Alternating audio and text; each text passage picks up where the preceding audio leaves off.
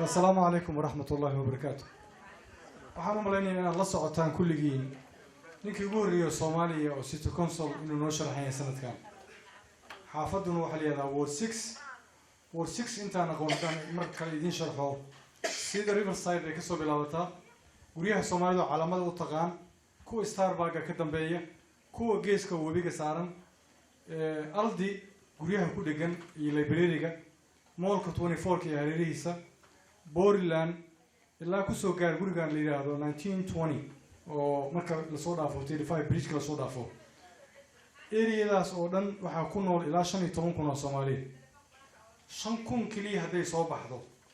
waxaan sameeynaa taariikhdan galeynaa waxaan qofkii ugu horeeyay oo Soomaaliya oo Mareykanka ama North America oo dhan city council noqday baan noqonaynaa city council ka hadda caawid kuma sharxi karno faa'iidada ay leedahay waxa weeye marka aan wax yar idin dulmaro public housing-ka arrimaha xaafadaha magaalada waxa ka socda oo dhan waa qolyaha ay hoos yimaadaan way dhibaatooyin fara badan baan haysta sida odayaasha guryaha public housing-ka dadka degan waa la socotaan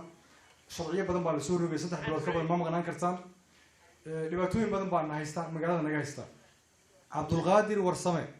waa nin wiilkiini weeye walaalkiin weeye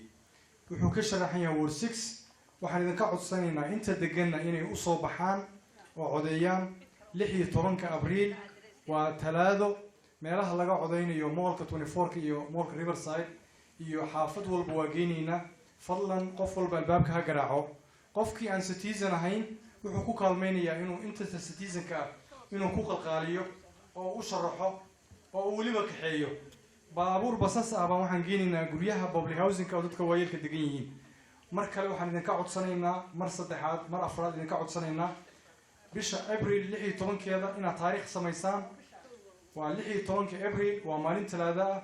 7 fiidnimo ayaa loo dareerayaa doorashadii ugu horeysay doorashada 16 hadduu ku guuleysto Cabdulqaadir midda November dhacaysa cid ka hortaagan ma Ilaahay unbaa ka hortaagan iyo geeri marka waxaan idinka codsanaynaa walaalayaal inaad la shaqeysaan walaalkiin waa nin Soomaaliya waa nin mutacallima waa nin xaafadaha hadda Riverside Plaza madaxka guryaha Riverside Plaza tenant association-ku wuxuu ka yahay executive director marka inaad la shaqeysaan walaalkiin oo aad soo dhaweysaan oo aad volunteer gareysaan intaan xaafadda deganayn inay volunteer ka shaqeyso albaabada garaacdo inta citizen-ka ay ku gubaabiso waa mahadsantihiin